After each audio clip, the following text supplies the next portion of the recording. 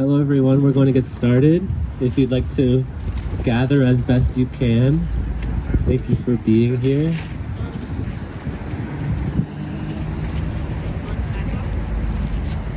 Just a reminder to be on. Are we telling people they need to be on the sidewalk? We sidewalk preferred? Yeah. Just like because the cops will bother us if we're not. Absolutely. We have been given leave to be on the sidewalk. Thank you to Matt. Okay, my name is Maddie. Along with Nancy, we'll be sort of walking everyone through tonight's vigil. Thank you for being here. During the first march here in Providence during this genocide, Imam Abdul Latif asked the crowd, "Where are your tears?" I didn't cry at the time. Instead, I channeled shock, disbelief, and most of all, anger. Since October, I have felt such deep, intense anger from this movement in response to the atrocities being committed in Gaza and the West Bank. That anger is so important, so crucial in driving us, motivating us, and bringing us together. It gets us to an organizing meeting after a long week of work, keeps us out at a rally in the cold and rain. It gives us the bravery to confront politicians and Zionists when it would be easier to say nothing. It does something else too. It puts a protective cocoon around something more raw, more vulnerable, something we may not be ready to feel. It protects us from our grief. Because behind the politics, behind the conflict and the cruelty, behind the talking heads, and the terrifying logic being used to publicly justify mass murder is an unimaginable tragedy. Tonight, as we move through our program, I do not ask you to set aside your anger. Instead, I ask you, maybe just a little at a time, to allow yourself to access that raw, tender place behind it. In this container, in the company of loving friends, I invite you to access your grief. In doing so, I have faith that we will allow our love and compassion for those dozen lives lost and those that continue on in suffering and precarity to be our driving force as we continue to turn out to try to help end this genocide and bring relief to the suffering of the people of Palestine. Every 6 minutes, you're going to hear a bell come through the speaker. That represents that on average, every 6 minutes, a Palestinian life is lost in this genocide.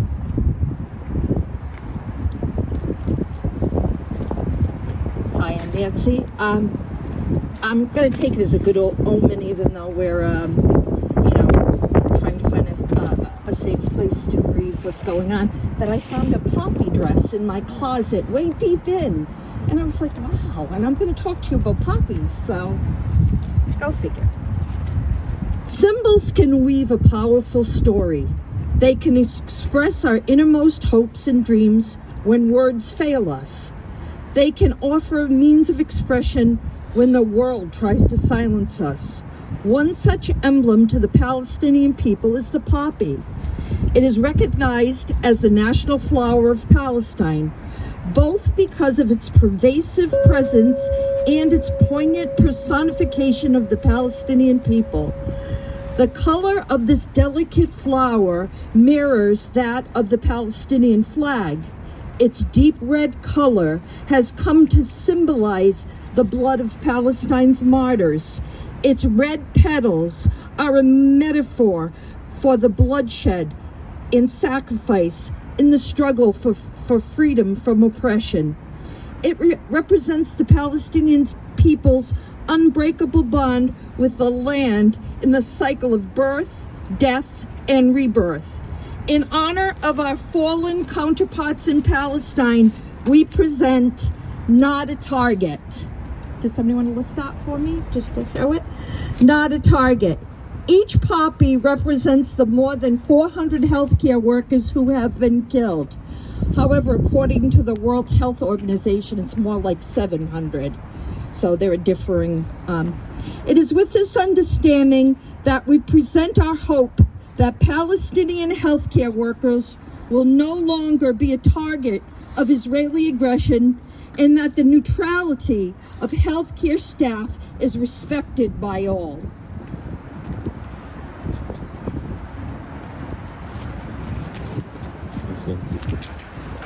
We're going to have 6 short readings for you guys. 3 are written directly by healthcare workers in Palestine who have been there over the past 6 months. And then Nancy will be reading 3 poems as well.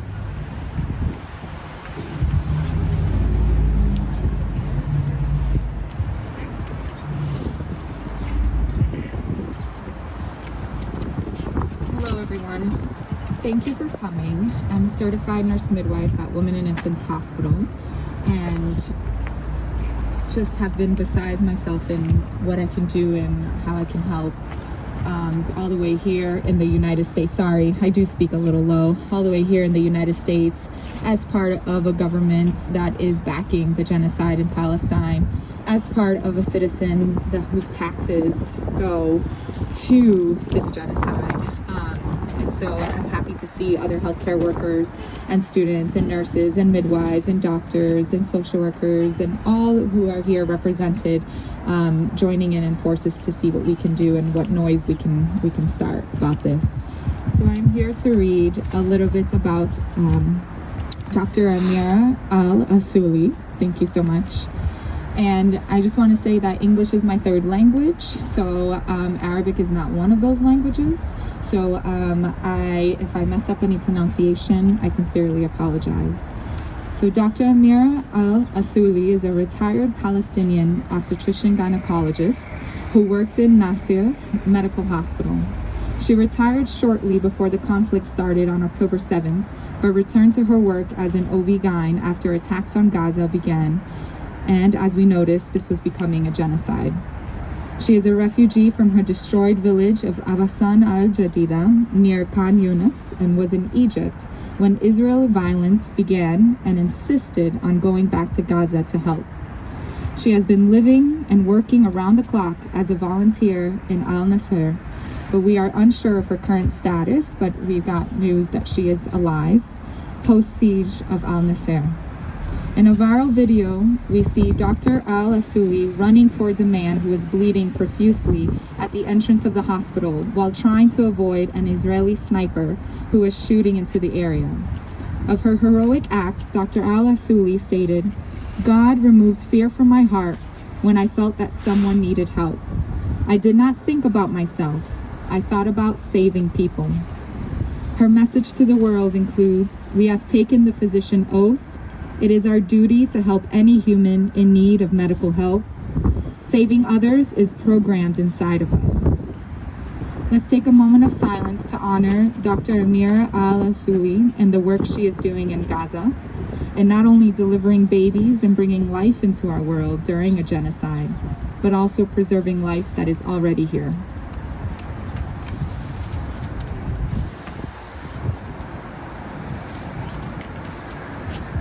Thank you.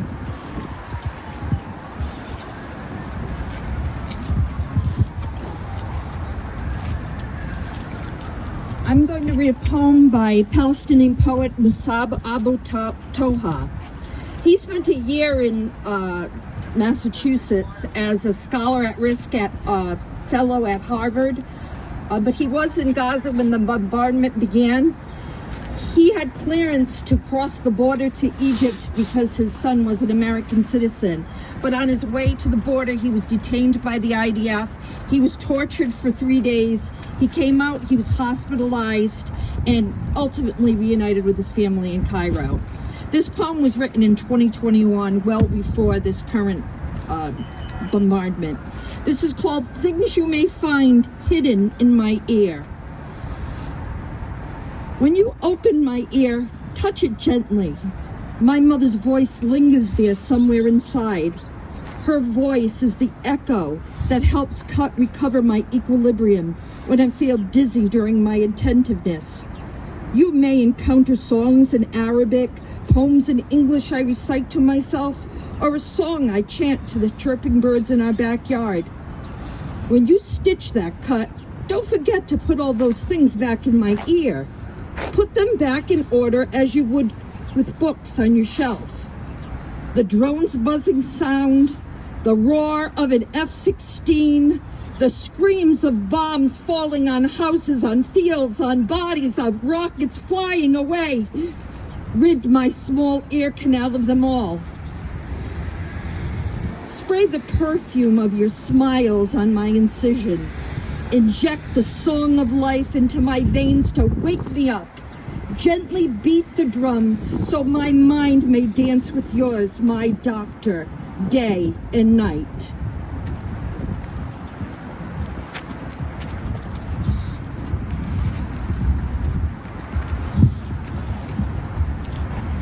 Hi everyone, my name is Rachel. I am a nursing student going into my final semester at Rhode Island College. I have clinicals at Rhode Island Hospital and at Miriam. I'm going to speak today and lift up the words of Mohammed Hawaraj, who is a nurse and with Doctors Without Borders.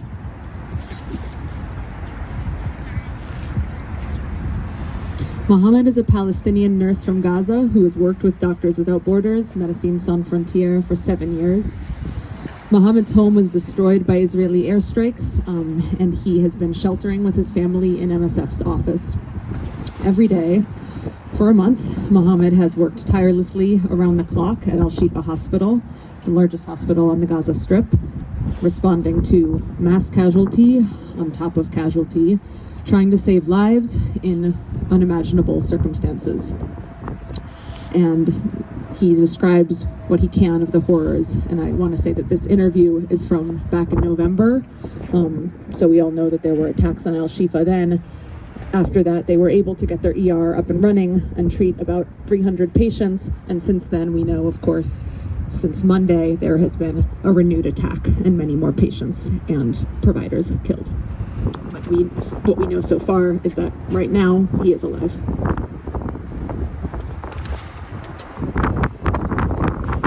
The situation inside Al-Shifa is unbelievable. When we hear ambulances or bombings, we go directly to Al-Shifa, even if it is in the middle of the night.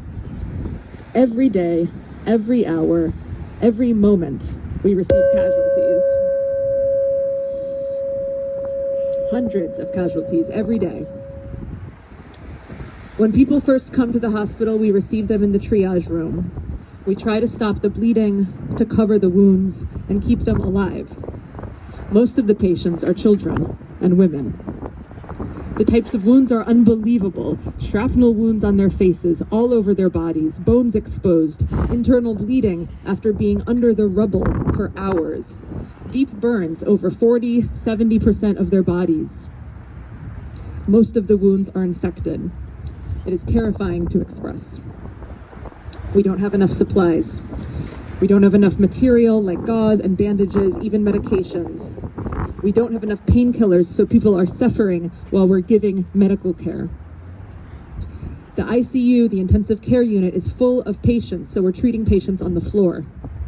There are more than 2,000 patients waiting for urgent surgery, emergency surgeries, plastic surgeries, orthopedic surgeries. You work 24 hours, but the number of patients is so high, you cannot keep up. Though we keep going. Thousands of people are sheltering at Al-Shifa. People who evacuated from the north and who lost their homes in airstrikes flocked to the hospital to try and seek safety. There are people everywhere. No hygiene, no water to drink, and no food. They lost their homes. They haven't been able to bathe for 24 days. It is a health catastrophe. I come back to the office in the evening to see my kids. I calm them down when they hear the bombing, especially at night. Some days I go to Al-Shifa without sleep, after staying up all night calming them down. It is difficult. There are no words to express my feelings. But we are nurses and doctors, so we must be on the front line. We cannot stay away and just watch, even if there is no guarantee of safety. It is a humanitarian job. We are strong enough to keep going, to keep giving our hands, our support. We are here to save lives. My only message is this: enough is enough. We ask for ceasefire. Stop killing civilians. Stop killing children. Stop killing innocent people. Protect the hospitals. Protect the medical staff. That's it.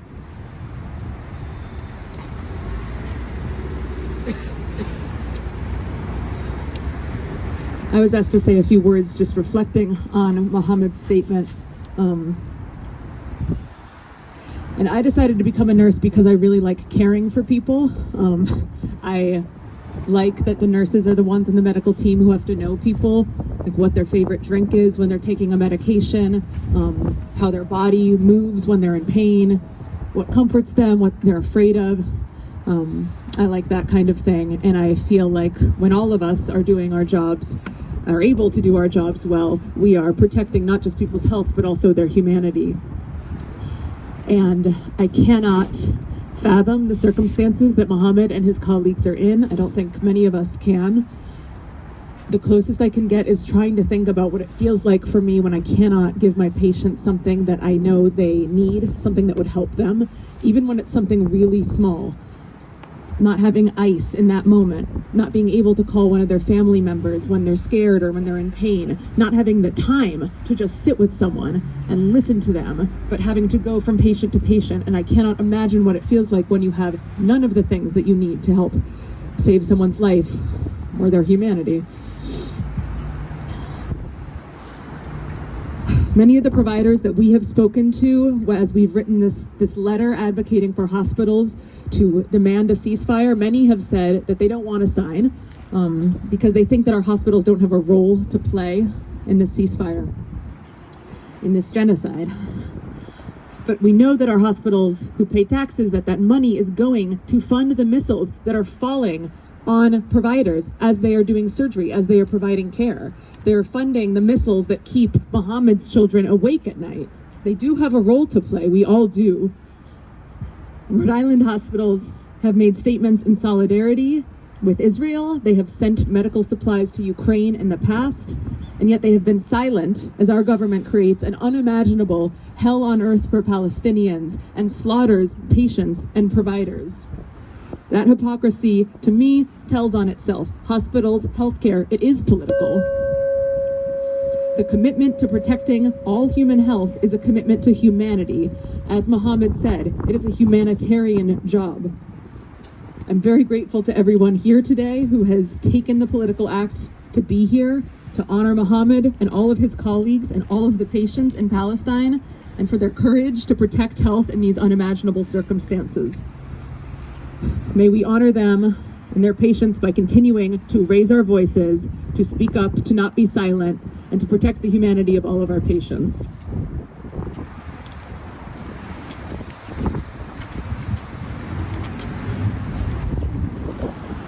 This is another poem. It's called Night Falls.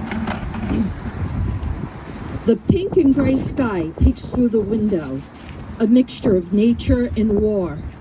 Your left hand grasps mine. You reach out with your right arm, forgetting that hand is no longer there. No time for comfort or consolation.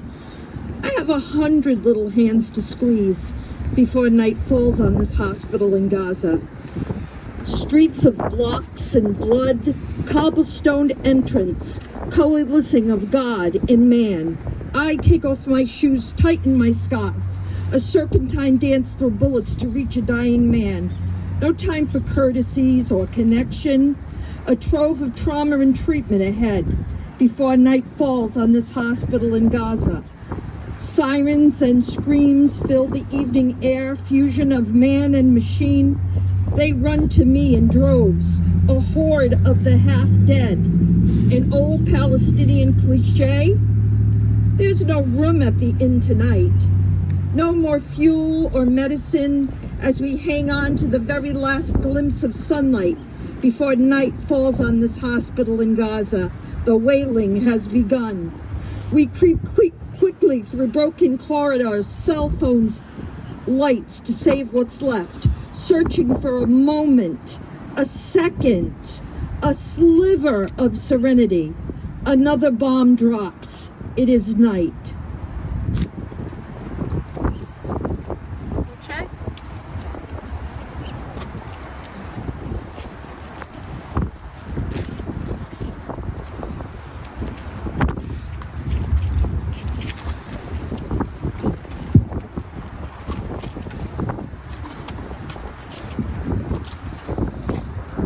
Hi everyone. I've been asked to read the words of Dr. Hafez Abu Qussa, who's a plastic and reconstructive surgeon in Gaza. I've been working day and night at Nasser Hospital in Khan Yunis in southern Gaza for more than a month and a half, sometimes performing to 20 reconstructive surgeries a day, removing dead tissue from burns, performing skin grafts, handling stump closures for amputees. I spent weeks sleeping in the hospital, so no time is wasted, if I sleep at all. Before the war, my wife, our 3 children, and I lived in the beautiful Al Rimal neighborhood of Gaza City. I worked at a small hospital run by Doctors Without Borders. But when Israeli airstrikes began in the wake of the Hamas attack on October 7th, Al Rimal was turned to rubble. My family fled our home on October 10th, moving from place to place. At night, my brother-in-law's house, a night at an UNRWA school serving as a makeshift shelter, another night at my brother-in-law's. Then on October 23rd, we finally fled south to Khan Yunis. At Nasser Hospital in Khan Yunis, we have been inundated with injured patients, many times our capacity. Patients line the corridors. Many lie on the ground as we do not have enough beds. Day after day, I'm presented with patients who have major burns, severe tissue loss, and exposed bones. Our first and most important goal is to save lives. If possible, we also save their limbs. In the last 2 months, I performed surgeries on dozens of amputees. The hardest cases are the injured patients in northern Gaza hospitals, where I returned yesterday to continue my work at Al-Aqsa Hospital, where I'm most needed. My colleagues at hospitals in the north have been operating without electricity, without antibiotics, gauze, or even water. Patients with limbs that should have been savable came to us with advanced gangrene and had to be amputated. One patient had burn wounds infested with worms. I see victims with burns that shouldn't be life-threatening, yet they're in an irreversible septic condition. I try as hard as I can for each patient, knowing they'll likely die the next day of the body's cascading reaction to infection. Day blends into night, which blurs into the next day. I've grown used to pushing through the exhaustion. I'm not concerned about my fate. My only concern is that I will not be able to treat my patients. What gives me strength to continue is the knowledge that many people worldwide are working to stop the violence. We need them to continue raising their voices. And we need Western leaders like President Biden to insist on a permanent ceasefire. I pray the carnage will stop soon. Until it does, I will go where I'm needed most and continue to serve my people and to save lives.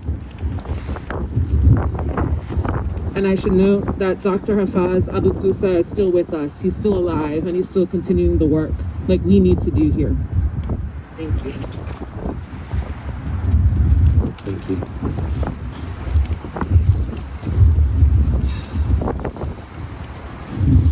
Gonna ask that you all join us in a moment of silence in remembrance of those who have been lost in Palestine. We were going to have candles lit at this time, but that seems to be not something that we can do. So you can light the candle with yourself.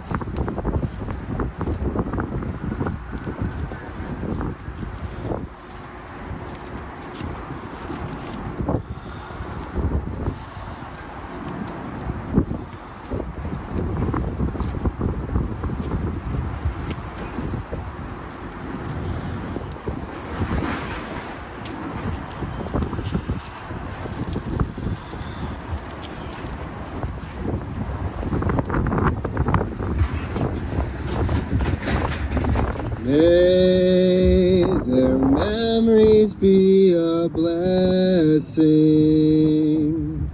May their suffering find peace. May they live through us in truth and justice. May they ring through everything.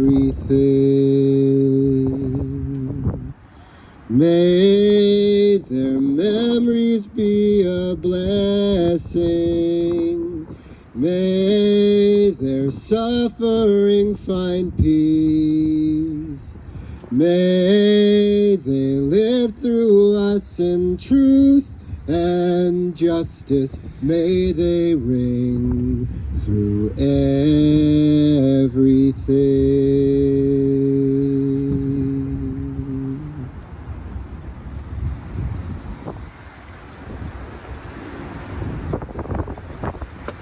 That expression, may their memory be a blessing, is a common one in the Jewish tradition to honor those who have passed. It's sung by fellow anti-Zionist Jew Sam Weiss out of New York. And I will invite us now to sing something together, maybe to stay warm and to keep our hearts pumping in this heartbreaking time. I'm not sure if I'm crying because the wind is cold or if because of what we just witnessed, probably both. But let's sing a song from Ale Blakely that's been traveling around, that we've sung in this community a few times now. Carry this all. The words are, you do not carry this all alone. This is way too big for you to carry this.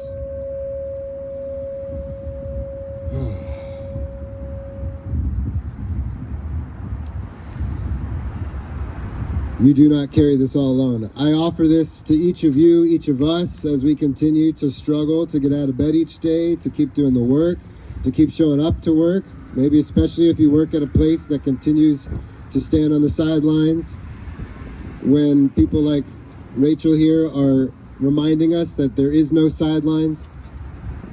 And of course, we can also sing this to those whose voices we heard here, that we are trying to hold this with them, right? We are trying. And may we keep trying and keep singing. So I'm just going to sing it a bunch of times. And if you already know it, sing it with me. And if you don't know it, sing it with me. And it doesn't matter if you sing it right or wrong. The point is just to let the sound move through your body, to maybe start to feel a collective voice. And to let some of the grief that was named in the opening here to maybe find expression. Grief carries so many faces, so maybe you want to channel some of your confused and angry grief and all of its messiness through just moving your breath and your voice. You do not carry this all alone. No, you do not carry this all alone.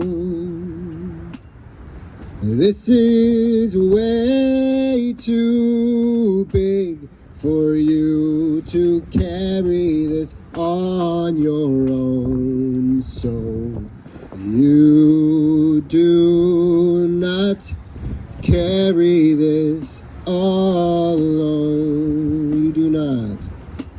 No, you do not carry this all alone. No, you do not carry this all alone. This is way too big for you to carry this on your own. So you do not carry this all alone. No, you do not carry this all alone. No, you do not carry this all alone.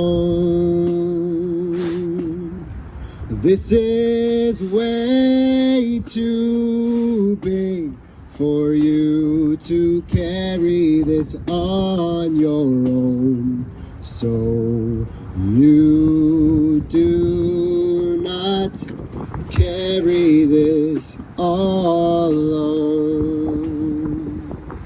One more time. You do not carry this all alone. No, you do not carry this all alone.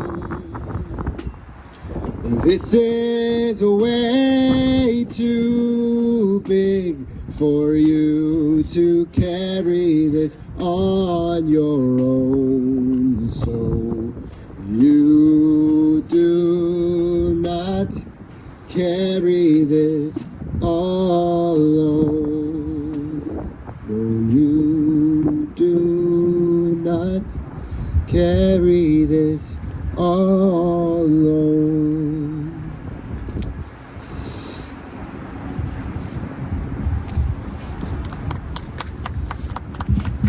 Thank you, Josh.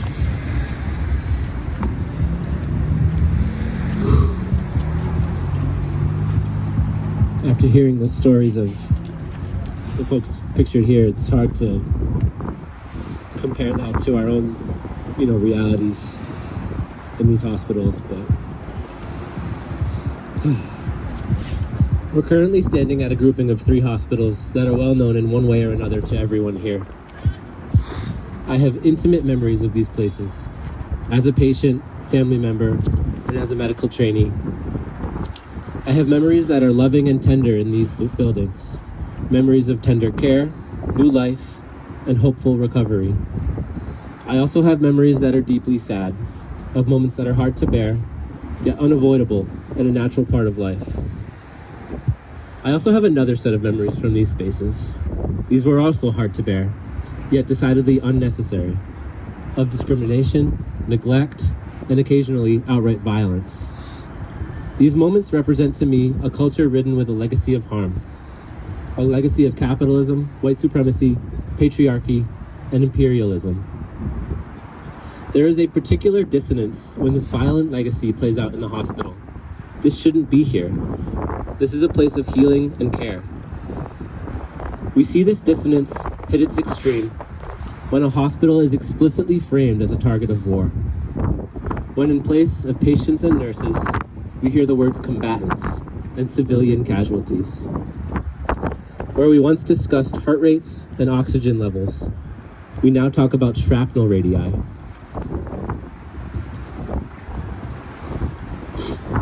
As we heard a little bit before, Al-Shifa Hospital has been under siege by the Israeli military for 8 days. In testimony from a doctor who was at Al-Shifa during the raids, he described how medical staff were interrogated, assaulted, tortured, and stripped naked for hours. 16 doctors are missing. Executed bodies were seen from afar, and the staff fear they represent the missing doctors. Out of 280 patients, 140 remain, and have been moved from 8 buildings down to a single one. These other buildings have been systematically destroyed.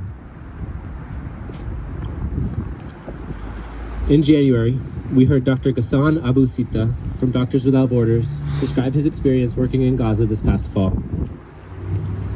When an audience member asked about how we could support healthcare workers' efforts, he described the masses of medical aid that are sitting across the border in Egypt. Field hospitals ready to be assembled, supplies ready to be delivered to clinics, medicines ready to find people in need. These efforts need our support, but so too does the effort to end this genocide. The group that organized this vigil has released an open letter to the Rhode Island healthcare institutions demanding they issue statements in support of an immediate ceasefire, an end to U.S. military aid to Israel, a restoration of full U.S. funding to UNRWA, the provision of unrestricted humanitarian aid to the people of Palestine, the return of all medical personnel hostages, and full protection of healthcare workers and systems from further attack, as is prescribed by international law. We ask that you sign this letter and spread it to your networks. There are people in the crowd with flyers that most of you probably have with a QR code. If you're interested in getting more involved with this work, please see one of the organizers and we can loop you in. Thank you for being here and sharing this space with us.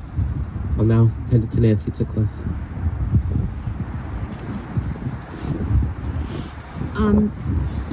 Usually in a normal, this month is Ramadan, and usually in like a normal Ramadan, I'm like kind of cliche and pithy, and I say, it's the great equalizer.